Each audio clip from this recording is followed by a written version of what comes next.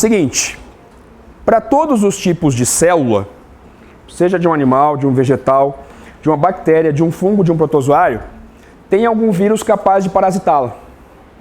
E eles conseguem modificar o seu material genético, o seu ácido nucleico constantemente, eles mudam sempre. Então, por exemplo, do vírus da gripe, você não tem um vírus da gripe. Você tem variações, alguns vírus da gripe. A mesma coisa para o HIV. A gripe era coisa nossa. Até que uma variação do vírus conseguiu atingir aves. E uma nova variação, suínos. Então eles estão sempre em modificação. Pode aparecer, professor, um novo vírus que consiga parasitar outros tipos de organismo? Pode. Foi assim com as aves, foi assim com os suínos. Então aqui, ó, para todos os tipos de organismo, tem vírus capazes de realizar o parasitismo. Tá? Isso para todos os reinos, portanto. Um dos que sempre é cobrado é o chamado vírus bacteriófago. Tá? O vírus bacteriófago tem essa estrutura clássica aqui e ele é especializado em parasitar bactérias. Tá? Aqui, ó, nós temos que estrutura básica? Nós temos ele dividido em cabeça e cauda. Tá? Na sua cabeça, essa cápsula proteica que vai separar sua informação genética, seu DNAzinho. Uma bainha contrátil por onde essa informação genética vai ser lançada para o interior da bactériazinha, quando ela se prender na membrana plasmática da bactéria, e essas fibras proteicas que vão auxiliar na sua fixação à membrana plasmática. Feito isso, quando ele lança a sua informação genética na bactéria, esse vírus, com sua informação genética, pode seguir dois caminhos diferentes. E esses dois caminhos podem ser cobrados no vestibular, tá? Nós chamamos de ciclo lítico e ciclo lisogênico. E olha que interessante, a discussão se isso aqui é ou não um ser vivo. Mas quando você analisa isso aqui, dá até para pensar assim, nossa, é inteligente. E essa discussão se é ou não um ser vivo. Olha aqui, ó. Ele se fixa à membrana plasmática da bactériazinha e vai lançar aqui dentro sua informação genética. Vai se acoplar a informação genética do vírus à da bactéria. E agora essa bactéria vai fazer proteínas virais. Na prática, está fazendo um monte de novos vírus ali dentro. Ops. É a Rafaela, do Zeca. Vai estar fazendo um monte de novos vírus aqui dentro.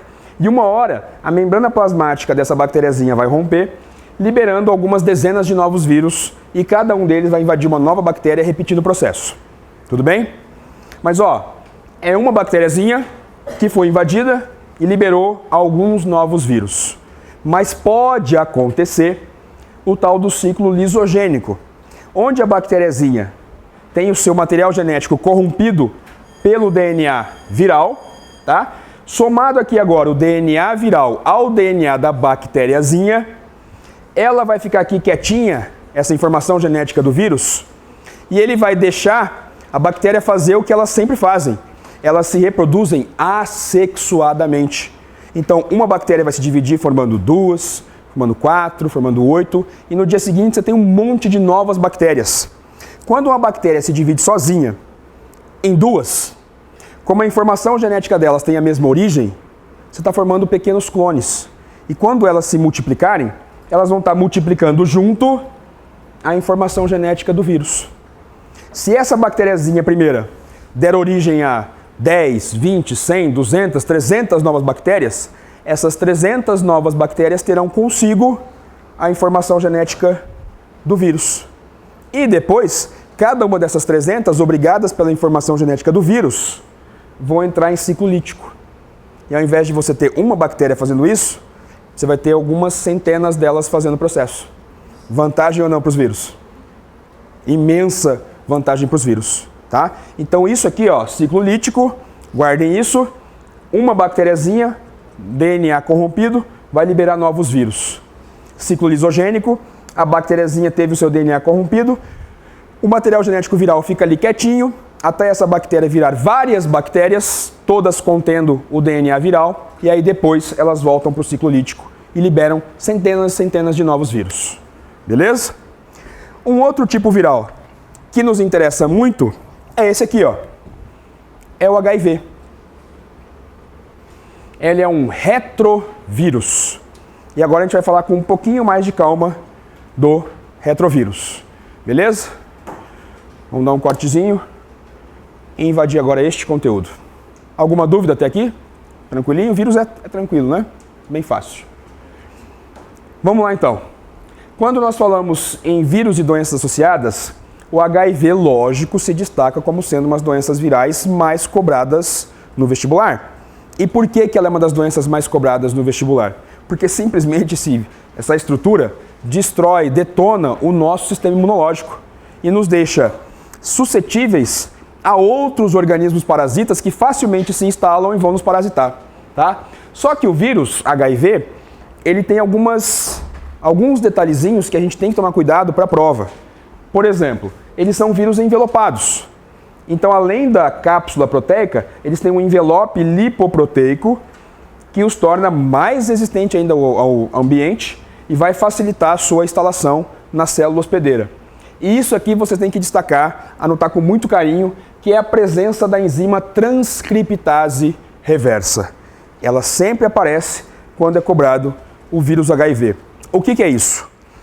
Na biologia, nós estudamos que a partir do DNA, nós montamos os RNAs e esses RNAs, utilizando os aminoácidos do seu metabolismo, monta as suas proteínas.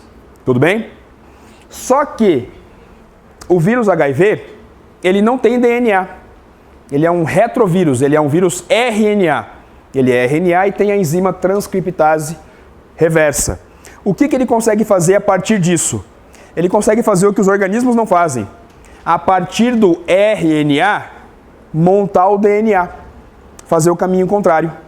E aí sim, a partir desse DNA, lançá-lo junto à célula hospedeira, para que agora ela faça proteínas virais, faça novos RNAs virais e multiplique no seu interior novos vírus.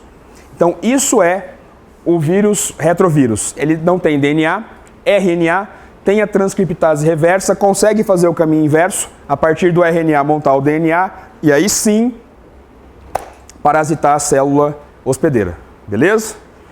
Bom, e aqui eu coloquei para vocês, para depois vocês olharem com mais calma, em casa, vendo o vídeo que a gente está gravando, os passos, né? Voltar um? Vai lá. É isso aqui, é o esquema, ó. Um envelope, a cápsula proteica, a transcriptase reversa, o RNA. E é isso, essa é a básica estrutura de um vírus HIV. Pode passar? Passando então. Aqui eu coloquei para vocês, para depois vocês verem com mais calma, o passo a passo da instalação do vírus na célula hospedeira. Tá? Ó, por meio das suas proteínas externas, entra em contato com receptores do linfócito. Tá? O HIV penetra na célula e é desencapado, vai lançar ali a sua informação genética, vai desencadear aqui a transcriptase reversa para fazer o DNA a partir do RNA, começa a síntese de dupla hélice, tem uma outra enzima chamada de integrase que possibilita o DNA viral se unir ao DNA da célula hospedeira e depois vamos começar a fazer RNA e na prática fazer novos vírus, tá? Então depois para vocês olharem com mais calma esse esquema aqui quando olharem o videozinho da aula. E agora a gente começa a falar de alguns outros vírus que podem aparecer na prova de vocês, tá? Por exemplo, esse aqui é o vírus herpes genital. É uma DST, diferente do vírus da herpes labial. São vírus diferentes, tá? E são vírus bem específicos quanto ao seu local de infecção, porque dos lábios para as genitálias muda temperatura, muda pH, disponibilidade de luz. E eles são bem específicos quanto a isso, tá? Eventualmente eles podem parar no outro tecido, na relação sexual, mas preferencialmente esse se instala no aparelho sexual. Ele vai formar pequenas bolhas, bolsas cheias dos vírus e eles podem causar também descamação do tecido, tá? Passando, portanto, de pessoa a pessoa. Um outro muito importante é o HPV. Quando você fala em HPV, você está falando de um vírus que nas mulheres é o principal responsável pelo câncer de colo de útero, tá? É um vírus que leva à formação de tumores, tá? Hoje discute-se a questão da vacina, a idade que vai se aplicar a vacina ou não, mas esse vírus, ele tem um mecanismo muito interessante também para estudar com relação à garantia de permanência no ambiente. Quando você fala, por exemplo, do vírus HIV, ele faz o quê? Ele vai varrendo as células de defesa. As células que estão ali para te proteger ficam suscetíveis a ele. Esse aqui não. Ele invade uma célula, lança a sua informação genética lá e ele faz com que essa célula se multiplique mais rápido que as outras, formando novas células no seu entorno. Então ele passa a ter várias novas células em volta dele para ele parasitar. No início, isso aqui vai formar aquelas verrugas, né? Tanto no homem quanto no aparelho sexual feminino. Mas no feminino, né, como o vírus é levado para dentro do corpo dela, junto ao colo do útero, formando essas novas verrugas, desencadeando divisões celulares extremamente aceleradas, isso pode levar à formação de um tumor. Tá joia? E aqui, ó, aqui eu coloquei um esqueminha para vocês, mostrando o quanto essas elevações são possíveis no tecido, quando você tem um vírus HPV se espalhando dentro do seu tecido, da sua pele. Beleza? O homem tem uma vantagem aqui. A vantagem é que o vírus HPV, de início, ele se instala nas primeiras células epiteliais do aparelho sexual. E nós perdemos células epiteliais o tempo todo. Nós renovamos. Então, para o vírus, no início, fica difícil essa instalação. Mas quando a pessoa se contamina, se recontamina e se recontamina, a pessoa não se cuida, o vírus ganha tempo para efetivamente conseguir se instalar em camadas mais inferiores e formar estas verrugas.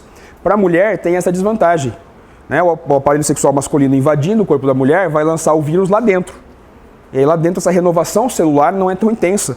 E o vírus consegue mais facilmente se instalar e levar à formação de verrugas e de tumores, cânceres, tá? Só que não fica restrito à parte interna. Essas verrugas podem atingir a parte externa do aparelho sexual feminino, comprometendo todos os grandes lábios, pequenos lábios e se espalhar para outras regiões. Pode ficar próximo ao ânus, outras partes do corpo. Beleza? E aqui, ó, um esqueminha mostrando para vocês, né? O colo do útero, visto assim, né? De baixo, né? De frente, aliás, mostrando essas verrugas começando a se proliferar, comprometendo todo o aparelho sexual feminino, caso não se cuide. O problema do HPV é que, no começo, ele é assintomático. Então a pessoa nem sonha que tem HPV, já não se cuida, não está se cuidando e vai se recontaminando e passando isso para outras pessoas. Tá? Aqui eu listei pra gente algumas outras doenças causadas por vírus, algumas outras viroses. Sarampo, catapora, raiva, dengue, cachumba, gripe aviária, gripe suína, hepatite.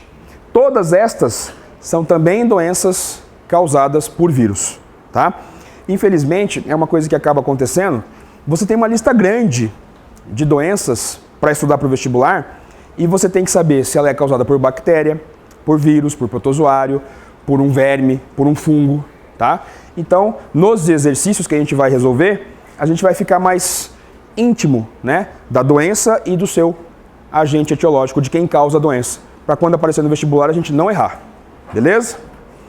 Bom, esse aqui, ó, para fechar essa parte, é o que eu disse que vocês têm que tomar um cuidadinho a mais, porque é o que está na mídia e todo mundo está com medo, né? Já atingiu brasileiros também isso aqui já. Já tem brasileiro com ebola, tá? Então, ó, cuidado. O ebola, manchas vermelhas no rosto seria um dos sintomas iniciais, bolhas de sangue na pele, tá? Vômito, náusea e diarreia, normalmente esses aqui, ó, os primeiros sintomas, tá? Então é muito parecido os sintomas com várias outras viroses, o início, tá? As dores fortes no peito e quando, né, aparecem essas manchas e bolhas, fica evidente a questão do ebola. O mecanismo de contágio ainda se discute muito, né? Mas sabe-se hoje que o contato direto com secreções, com líquidos de animais contaminados, teria pela primeira vez passado, né, o contágio para seres humanos. Por exemplo, em solo africano, já foi registrada a presença do ebola em morcegos. por exemplo, tá? Em várias aves, por exemplo. E como lá é muito comum a utilização de carne de caça na alimentação, teria sido essa a origem do contato com o vírus, primeiramente com o nosso corpo. Mas entre seres humanos ainda se discute muito isso. Se pela saliva, se pelo sangue, se pelo suor, gotículas de saliva que você lança no ar quando respira, tá? Tanto que as pessoas que hoje estão comprovadamente com ebola e conseguem sobreviver, discute-se ainda hoje por quanto tempo essas pessoas ainda têm potencial chance de passar o vírus às outras pessoas. Tá? E tudo isso ainda está deixando a gente muito assustado, é muita novidade. Então aqui, o contágio, contato direto com secreções do sujeito ou de um animal que esteja contaminado com o vírus. Beleza?